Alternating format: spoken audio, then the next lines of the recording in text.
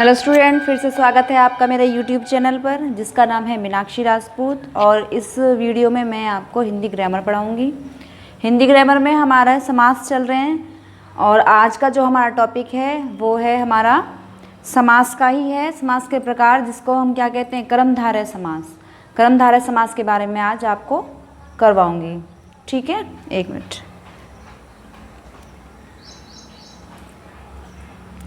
तो कर्मधारय समास किसे कहते हैं? कर्मधारय समास वो समास होते हैं जिस समस्त पद का उत्तर पद प्रधान हो। आप ये कहोगे मैम तत्पुरुष समास में भी उत्तर पद प्रधान होता है। हाँ, इसमें भी होता है उत्तर पद प्रधान, लेकिन तत्पुरुष समास में क्या होता है कि उसमें कारक विभक्तियाँ आती हैं। उसकी अलग ही पहचान है कि उसकी सबसे मेन पहचान यही है कि उसमें कारक विभक्तियाँ आती हैं। ठीक है, जैसे का, के, की और मे, पर, ये सारी। लेकिन जो वो होता है कर्मधारय समास, उसमें उपमेय, उपमान, विशेषण और विशेष्य आते हैं। अब आप ये पूछोगे विशेषण और विशेष्य क्या होते हैं, ये मैं आपको अभी बताती हूँ। पहले मैं कर्मधारय की डेफिनेशन बता देती हूँ। ठीक है, तो चलो पढ़ते हैं कि जिस समस्त पद का उत्तर पद प्रधान हो तथा पूर्व पद तथा उत्तर पद में उपमान, उपमेय, ठीक है, उपमान, उपमेय अथवा विशेषण और विशेष्य संबंध हो, ठीक है, उसे हम क्या कहते हैं? कर्मधारय समास कहते हैं। तो अब विशेषण कहते किसे हैं? विशेषण सबको पता है किसे कहते हैं? एडजेक्टिव होता है जो विशेषण होता है, विशेषता बताने वाले शब्दों को हम विशेषण कहते हैं। और विशेष्य किसे कहते हैं? जिसकी विशेषता बताई गई हो, ठीक है, उसे हम क्या कहेंगे? विशेष्य कहेंगे। ओके। और ऐसे ही उपमान और उपमेय। उपमान जिससे उपमा दी गई हो, जिससे तुलना की गई हो, ठीक है, और उपमेय जिसकी तुलना की गई हो, जिसकी उपमा दी गई हो। समझ में आ गया? उपमान तो होता है कि जिससे उपमा दी गई हो, और उपमेय जिसकी उपमा दी गई हो, ठीक है, यानी कि जिसकी तुलना की गई हो। तो हम एग्जाम्पल करते हैं। पहला है हमारा नील गगन। और विशेषण और विशेष्य में सबसे बड़ी पहचान क्या होती है? ये होती है कि उसमें विग्रह करते समय, ये तो हमारे समास है, समास, ये हमारे मतलब कि समस्त पद हैं, समस्त पद। और ये क्या है? हमारा विग्रह, जो अब हम करेंगे विग्रह। इसकी क्या पहचान है विशेषता वाले शब्दों की? इसमें अधिकतर, हमेशा नहीं, अधिकतर है जो आएगा बीच में, जब हम विग्रह करेंगे है जो आएगा। जैसे फॉर एग्जाम्पल नील गगन, तो क्या लिखेंगे इसका विग्रह? हम क्या करेंगे नील गगन का? नील गगन, नीला है जो गगन, ठीक है। अब इसमें नीला क्या है?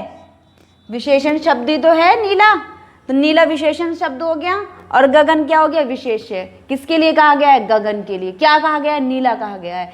तो क्या आ गया इसमें? है जो, नीला है जो गगन, ठीक है। तो क्या हो गया हमारा? ये कर्मधारय समास हो गया, और इसमें विशेषता और विशेष्य वाले शब्द आ गए, ठीक है। नेक्स्ट है हमारा महादेव। महान है जो देव, महान है जो देव। अब महान क्या हो गया? विशेषता ही तो है महान, महान जो हमारी है वो विशेषता ही तो है। और देव क्या हो गया? विशेष्य। किसके लिए कहा गया है? देव के लिए कहा गया है, वह देव जो महान है, ठीक है। तो क्या हो गया? महादेव। ऐसे ही हमारा महान, महापुरुष का करेंगे, महान है जो पुरुष। तो महान, वही बात आ गई ना, महान क्या है हमारा? विशेष।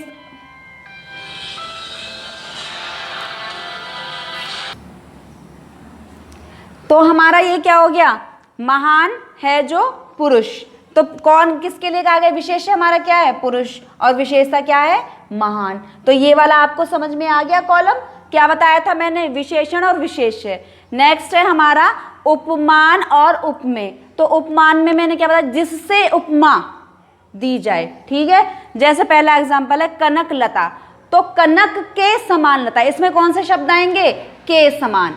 जब हम समास का विग्रह करेंगे समस्त पद का, समस्त पद यहां पे हम विग्रह करेंगे तो क्या आएगा, कनक के समान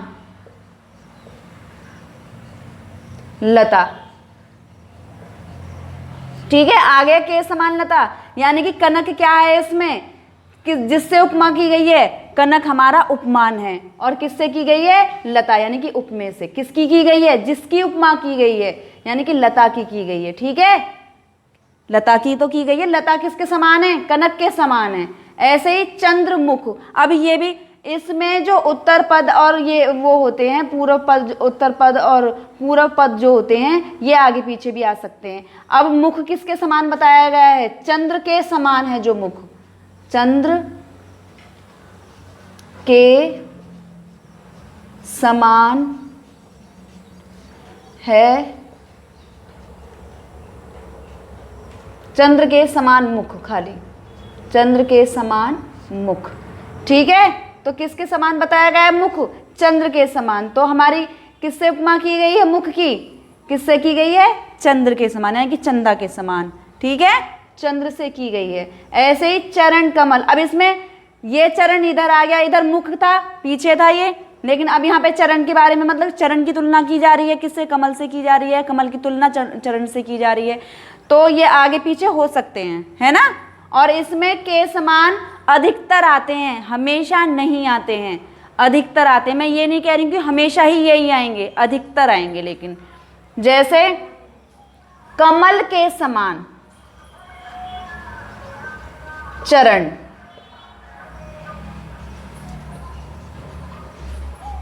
तो हो गया इसमें भी हमारा उपमान क्या हो गया, किसकी उपमा दी गई है, कमल की उपमा दी गई है। किससे दी गई है, चरण को दी गई है, यानी कि उनके जो चरण हैं वो कमल के समान बिल्कुल कोमल हैं या सुंदर हैं। ठीक है, तो मेरी वीडियो यहीं तक थी और उम्मीद करती हूँ आपको समझ में आया होगा। ये हमारा टॉपिक आज का बिल्कुल क्लियर हो गया है। अगर मेरी वीडियो अच्छी लगे तो please like, share and comment जरूर करना। Thank you and have a nice day, और मिलते हैं नेक्स्ट वीडियो में SST की में। Okay, thank you.